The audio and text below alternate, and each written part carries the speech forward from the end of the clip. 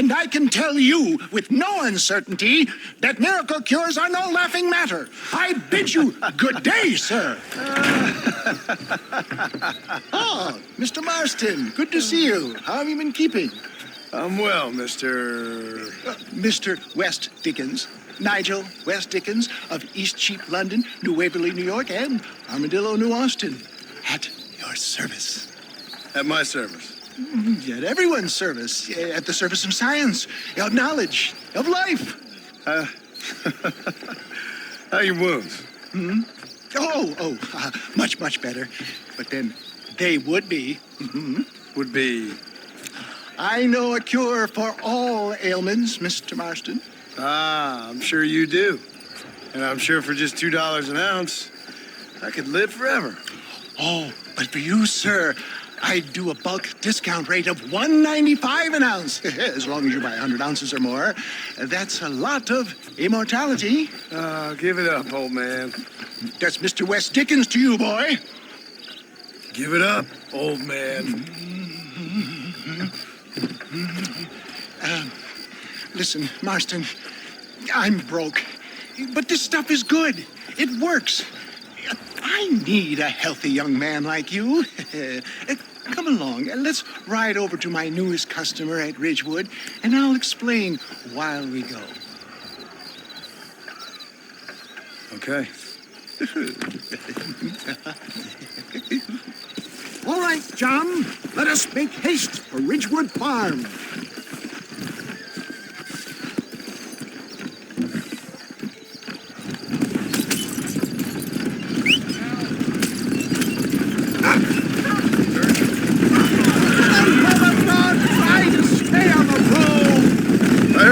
Mr. West Dickens. And I about you, John Marston. Stay on the road! You're going to destroy the merchandise! Hoodwinking the weak, gullible out of their hard-earned money. Get back on the road! We'll have nothing left by the time we get to Ridgewood. My dear boy, it is you who is gullible, if I may be so bold, for heeding such ill-informed scuttlebutt. You're as full of wind as a horse with the collar. I have been blessed with the gift of language, and for that I will not apologize. But the West Dickens elixirs speak for themselves. If my tonic is such a sham, how do you explain the fine fettle in which you find me? Last time you saw me, I was knocking at death's door. You should thank the doctor for that. I reckon you were acting it up worse than it was. Act I can, John. A more convincing Othello there has never been. And so shall you. A fair Iago or Cassio mate. I don't like the sound of this. Showmanship, John. The flourish. The bow. We are operating in a competitive marketplace. Our product must stand out. And how does this involve me? We're going to use your God-given talents to our advantage. I'm really starting to regret I'll drop this. you off at the outskirts of Ridgewood. That way it won't look like we came together. Once I'm set up, saunter nonchalantly into the crowd that is sure to be forming. Eventually, I will call you up to try my card. After extolling the virtues, I will have you perform a few feats of wonder to amaze and impress the paying public. Such as? Oh, nothing out of the ordinary for a man in your line of work, I assure you. Best you alight here, dear boy, so no one sees us arriving together. I'll see you there. Be ready to enchant the crowd.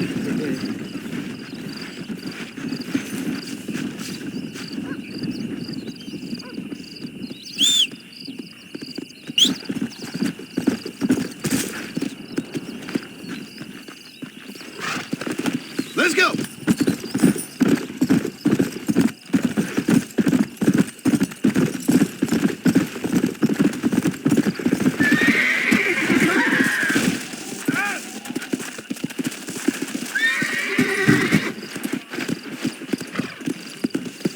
Gangrene, hemorrhoids, ingrowing nails, cancer, say farewell to them all. Friends, hard-working souls of Cholla Springs, gather round, gather round.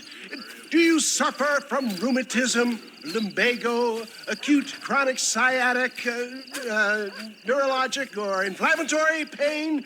Well, I represent the only company that makes the genuine article that cures headaches, neuralgia, earache, toothaches, backache, swelling, sprains, sore chests, swelling of the throats, contracted cords and muscles, anxieties and ravaged nerves, stiff joints, wrenches, dislocations, cuts and bruises, and it adds vitality and vigor to the healthy man.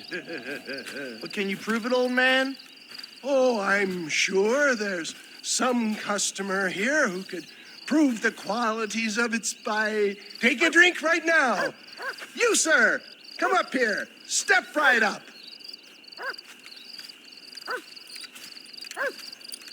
That's the spirit. Ladies and gentlemen, pay close attention. This poor, wretched volunteer, entirely unknown to me, will demonstrate the effects of Dr. West Dickens' own patent tonic. Be you a cowpoke or athlete, this miraculous elixir developed with the wisdom of the East keeps the muscles supple and relaxes the cords. It loosens the joints and gives a feeling of youth and vigor to the whole system. Not possible, I hear you say. Well, doubt no longer. Faith can move mountains, but I ask not for faith. I am a man of science, and today science will be vindicated. Your eyesight has greatly improved. Is that not so, friend? If you say so. That's right, it is. You heard him. What a good sport you are, sir. Now, gaze over yonder at that porch. If you squint, you may just be able to make out the skull that's hanging there. Go ahead, friend. Shoot that skull and demonstrate the miraculous eyesight you now possess.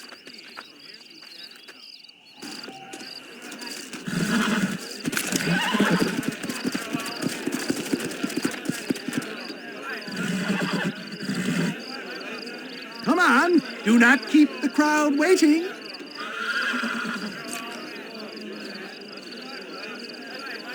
Remarkable! The eyesight of an eagle, granted by imbibing Dr. West Dickens' own patent tonic. Anybody can make that shot. This man is a fraud. If your eye's so damn sharp, why don't you try shooting my hat out of the air? My friends, our test case has been challenged to shoot a gentleman's hat out of the sky above our heads. You can fool these people, but you ain't fooling me. Right. Let's just see how sharp you is with a moving target. Steady yourself, stranger.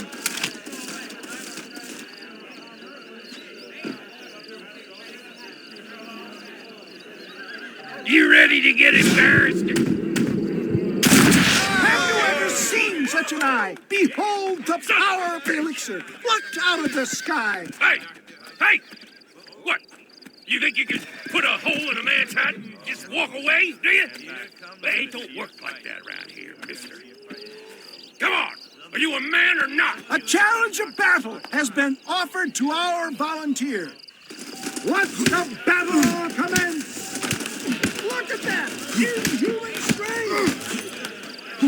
Get the hell off me!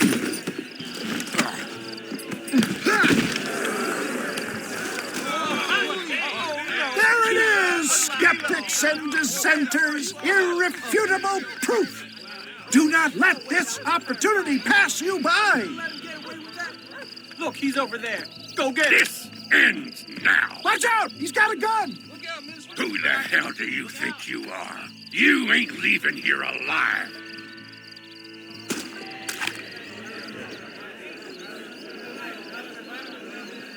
Oh, shit.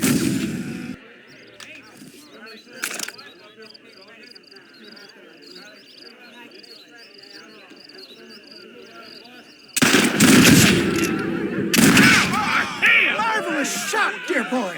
The kind of deadly accuracy that can only be afforded by the West Dickens elixir. Come, I have plenty for all. You'll be fine. Get out of my way. Hey! Where are you going? I want a bottle. Get me a bottle, please. One of them, right here. No harm in trying one bottle, I suppose. Well, I think that went kind of well, don't you? I'm just glad that my normal job involves either chasing after cattle or murderers. Not the likes of you, mister. Don't be like that. Now, if you'll excuse me, I'd like to say my goodbyes, head on back to the real world. Wait, sir. I've been thinking about your predicament, and I think I may have an idea. I've been thinking I could be your cunning Odysseus. Beware of the Greeks bearing gifts, sir. Williamson had better beware. We will make them into Trojans. I don't rightly get you. I want you to go and see my old friend Seth. He can come across as a little curious, but I'm sure you two will get on. He's most often found at Coots Chapel. He's very devout. Why see him? Because between him and me, we can get those gates to open for you, and you can walk right in, just like in Homer's great Trojan yarn.